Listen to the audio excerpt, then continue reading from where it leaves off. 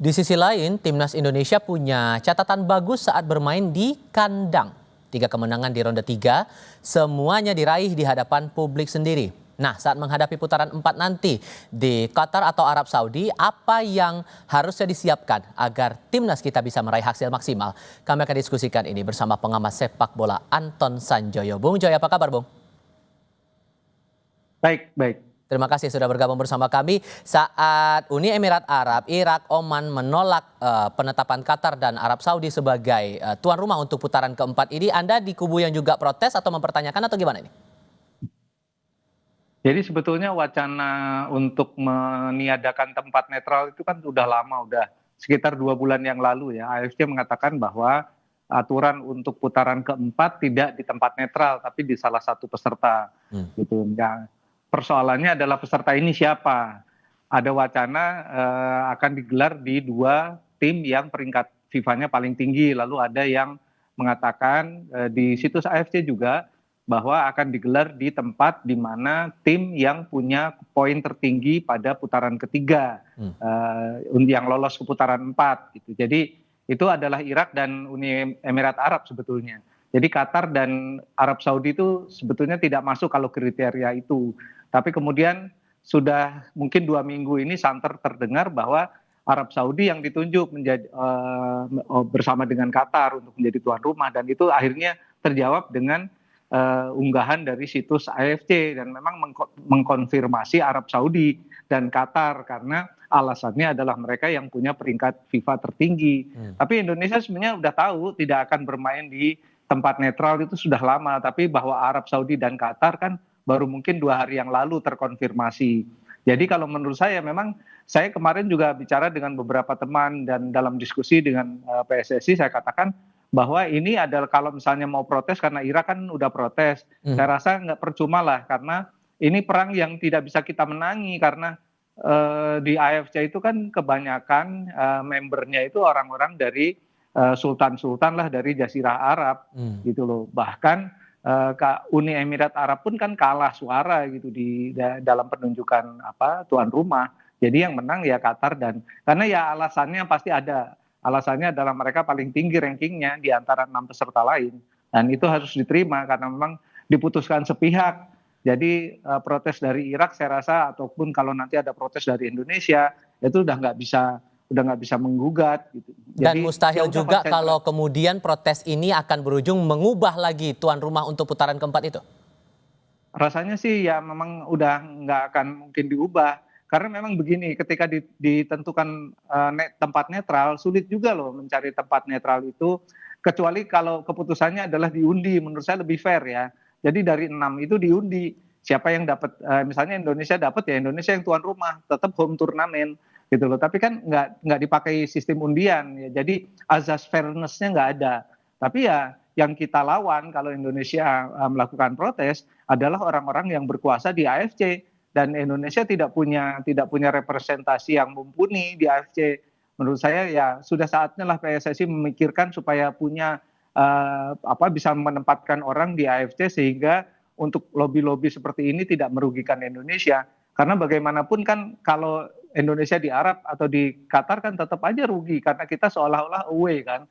Sementara kita melawan tim yang home. Nah, kita tahu sendiri seperti yang dibilang Ihsan tadi, kalau bermain di home di Jazirah Arab, ya akan banyaklah dalam tanda kutip hal-hal yang merugikan.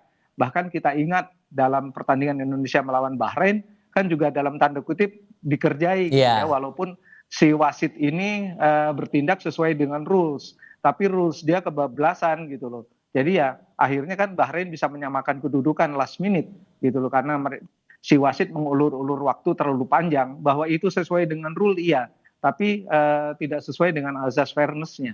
Dan Jadi kemungkinan untuk yang kondisi semacam itu terulang, apakah bakal terjadi lagi nggak kira-kira? Apalagi kan kita punya riwayat yang kayaknya nggak mengenakan di kualifikasi U23 waktu itu, kayak yang Anda bilang tadi, dikerjain itu.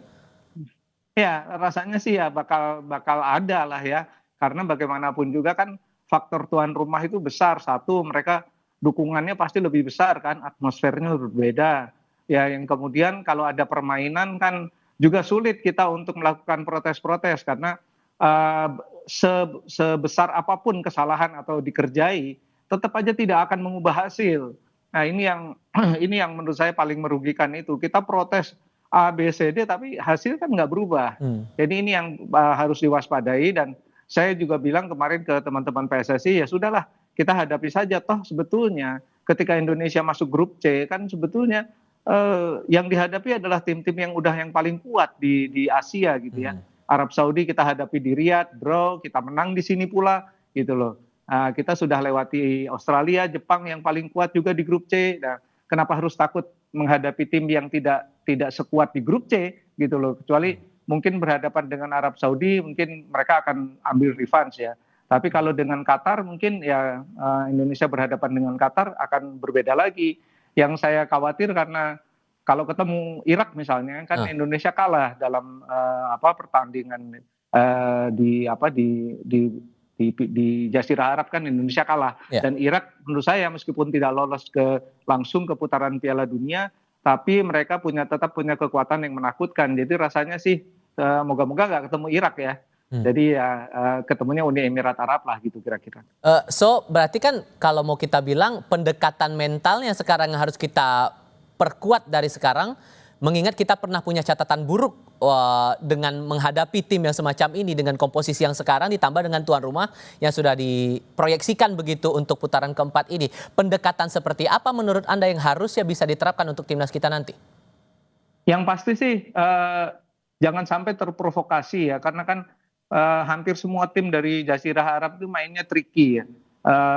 Ada banyak dramanya lah gitu. Nah ini yang harus diwaspadai, jangan sampai terpancing emosi, kemudian malah menjadi kontraproduktif, dapat kartu merah atau dapat kartu kuning yang rasanya akan berpengaruh pada pertandingan selanjutnya. Jadi ya mainnya cool aja, mainnya dingin, tidak terprovokasi dan main sesuai dengan instruksi pelatih dan ya jaga jangan sampai terlalu emosional karena pasti atmosfernya kan berbeda ya.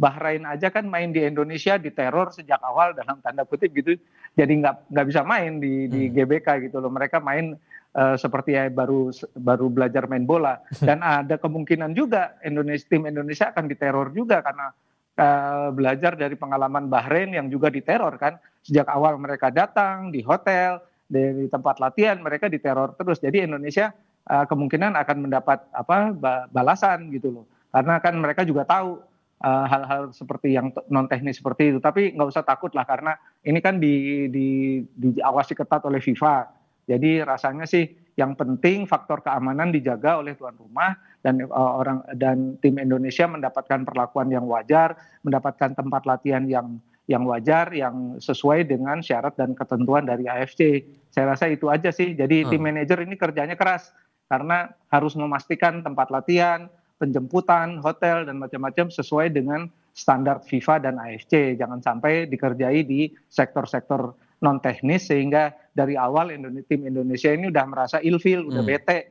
Nah ini kan yang akan mempengaruhi penampilan di 2x45 menit. Tapi perlukah kira-kira PSSI harus ngobrol langsung dengan FIFA atau AFC untuk memastikan perjalanan putaran keempat ini betul-betul fair dan suportif seperti yang dilayangkan oleh tiga negara tadi, menjunjung tinggi sportivitas itu tadi? Saya kira Pak Erick kan punya koneksi yang bagus ya ke FIFA. Saya kira dia harus melakukan lobby ke FIFA juga untuk minta dalam tanda kutip perlindungan supaya betul-betul tim yang berlaga bukan saja Indonesia, juga Oman, Uni Emirat Arab tidak dikerjai dalam tanda kutip ya karena sejarah kan mencatat banyak hal di luar teknis ya yang dilakukan oleh tuan rumah untuk mendapatkan keuntungan timnya gitu. Nah ini menurut saya Pak Erick perlu melakukan lobby lah paling enggak tolong dong diawasi ini kita lagi tanding untuk menentukan gitu FIFA juga tahu sih tapi kalau didekati secara personal kan berbeda gitu loh. Jadi saya rasa Pak Erick punya lobby lah di FIFA harusnya sih bisa mencari perlindungan lah karena kan nggak mungkin betul-betul fair gitu loh pastilah ada sedikit permainan baik teknis maupun non teknis dan itu kan wajar juga karena kita juga kan sebagai tuan rumah kadang-kadang melakukan hal yang sama gitu loh jadi itu sudah lumrah tapi tidak ada salahnya juga kalau meminta perlindungan lah ke FIFA. Oke, Bung Joy terima kasih banyak sudah berbagi pandangan bersama kami. Sehat selalu ya Bung, selamat malam.